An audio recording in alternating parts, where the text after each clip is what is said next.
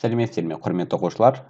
Бүгін біз 6 сынып математикасының 2-5 сабағын өтетін боламыз. Сабақтың тақырыбы рационал сандарды салыстыру. Бұл тақырыпты түсіндіру үшін ең алдымен біз мынандай тақырыптан бастайық. Оң сан мен теріс сандарды және нөл сандарын салыстыру. Біз бұл сандарды салыстыру үшін мынандай мысалды қарастырамыз. Мысал үшін, кеше ауаның температурасы 2 градус Цельсийді көрсетті. Ал бүгін -3 градус Цельсийді көрсетіп отыр. Ал егер бұл температура көрсеткіштерін біз термометрге көрсетіп сызатын болсақ, онда ол мына түрде болады. Көріп отырсыздар, бұл жерде 2 градус Цельсий -3 градус Цельсийге қарағанда жоғары орналасқан. Демек, бұл жерден біз мынандай қорытынды шығара аламыз. 2 деген оң санымыз 3 деген -3 деген теріс саннан үлкен болады. Ал оны жазатын болсақ, 2 үлкен болады -3-тен. Егер бұл сандарды координаталық түзуге сызатын болсақ, мінекей координаталық түзуді сызып алдық, ал бұл жерден олардың орналасқан орындарын қарап көрейік. -3 мына жерде орналасқан, яғни 0-ден сол жақта. Ал 2 0-ден оң жақта орналасқан. Бұлардың координаталық орналасқан орындарына байланысты біз мынандай қорытынды шығара аламыз. Координаталық түзу бойында салыстырылатын рационал сандардың үлкені оң жақта, ал одан кіші сан оның сол жағында кескінделеді. Яғни қай сан оң жақта тұрған болса, ол үлкен болып табылады. Көріп отырсыздар, 2 оң жақта орналасқан, ал -3 оның сол жағында орналасқан.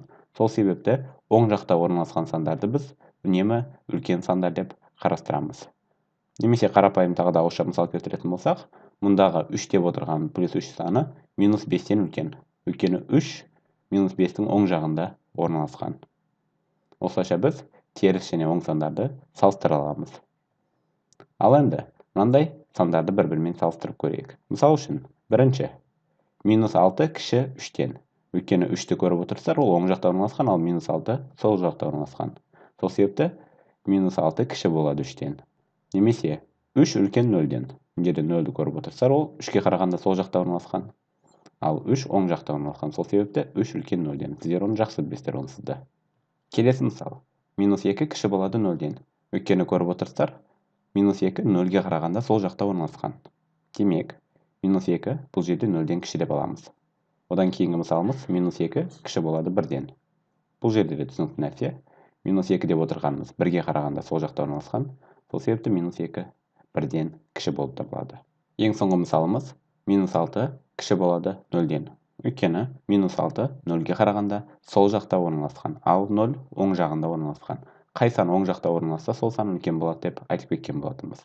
Енді бұл жерден мынандай қорытындылар шығара аламыз. Кез келген теріс сан кез келген оң саннан кіші болады. Мына жерде көріп отырса, теріс сандардың барлығы сол жақта орналасқан. Сол себепті кез келген теріс сан кез келген оң саннан кіші болады. Мысалы, 1 деген ең кішкентай оң сан болатын болса, теріс сандардың барлығы 1-ден кіші. Мысалы, -100-ді алып қарастыратын болсақ та, ол 1-ден кіші болып табылады. Келесі, кез келген оң сан 0-ден үлкен болады. Өйткені оң сандардың барлығы 0-дің оң жағында орналасқан, сол себепті кез келген оң сан 0-ден үлкен болады. Сіздер оны өте жақсы білесіздер. Келесі, А үлкен 0-ден болып жазылатын болса, мұндағы А деп отырғанымыз оң сан болады. Өйткені тек қана оң сандар ғана 0-ден үлкен болуы мүмкін. Кез келген теріс сан 0-ден кіші болады. Мінекей теріс сандарды көріп отырсыздар, ол 0-дің сол жағында орналасқан. Сол себепті кез келген теріс сан 0-ден кіші деп қарастырамыз. Ал ең соңғы анықтамамыз, А кіші 0 деп жазылатын болса, мұндағы А деп отырғанымыз теріс сан болады. Өйткені 0-ден кіші сандардың барлықтары тек қана теріс сан болуы мүмкін. Оң сан 0-ден кіші болуы мүмкін емес. Ал енді келесі кезекте 2 теріс санды салыстыруды қарастырайық. Бұл жерде мынандай мысалдарды қарастырамыз. Тағы да ауа райының температурасын қарастырайық. Мысал үшін, кеше ауа райының температурасы -2 градус Цельсий болды, ал бүгін -5 градус Цельсийді көрсетіп отыр. Ал енді бұл температураларды термометрде сызып көрсететін болсақ, ол мына түрде болады. Бұл жерден көріп отырсыздар, -2 градус Цельсий деп отырғанымыз -5-ке қарағанда жоғары орналасқан, яғни 0-ге жақында орналасқан.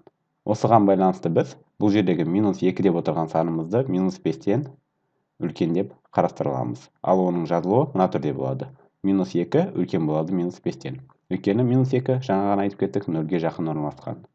Біз жазған теңсіздігіміз түсінікті болу үшін бұларды координаталық түзуге сызып көрсетейік.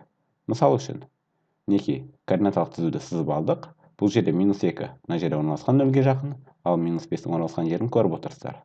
Ал егер бұларды нөлге арақашықтығын бірлік ретінде санайтын болсақ, -2 2 бірлік қашықтықта орналасқан, ал -5 5 бірлік қашықтықта орналасқан.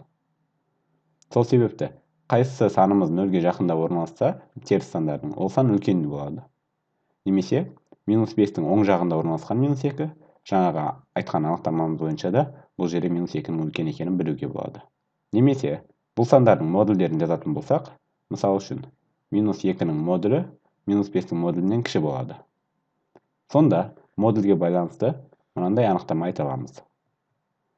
Екі теріс санның қайсысының модулі кіші болса, сол сан үлкен болады. Яғни теріс сандарды модульден шығарсақ, ол түсінікті нәрсе, нөлге қайсысы жақын орналасқан болса, соның модулі кіші болады.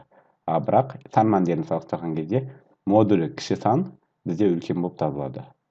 Бұл негізі кішкене қиындау анықтама. Ең бастысы оң жағында орналасқан санды үлкен екенін есте сақтаңыздар.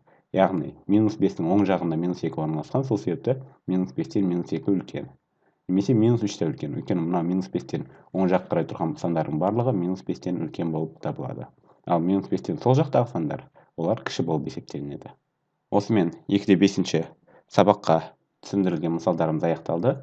Ал енді осы сабаққа байланысты есептер шығаруға арналған видео сабақтарын келесі видеолардан көре аласыздар.